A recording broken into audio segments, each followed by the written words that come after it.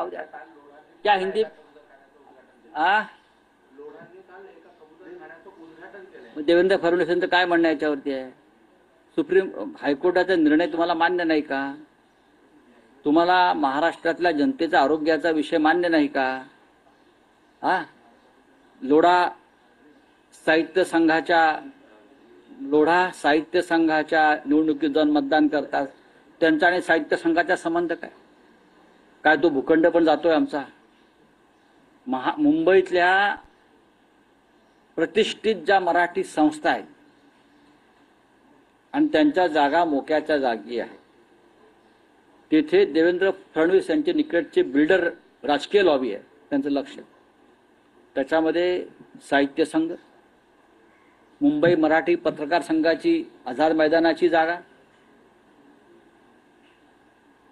मुंबई मराठी ग्रंथ संग्रहालयाची जागा. बरं, इथे हे सगळे लोक घुसून मराठी माणसाच्या या शिवाजी मंदिर या सगळ्या जागांवरती अशा पद्धतीनं हळूहळू गोगलगाईच्या पायानं कब्जा, लोकशाहीचं नाव घेऊन. हे कधी झाले मतदार साहित्य संघाचे? कसलं पॅनल? कोण आहे ते? कोणती लॉबी? भालेरावांच्या नावानं ज्यांनी साहित्य संघ स्थापन केला, त्यांच्या नावाने एक पॅनल डुप्लिकेट उभं करून बोगस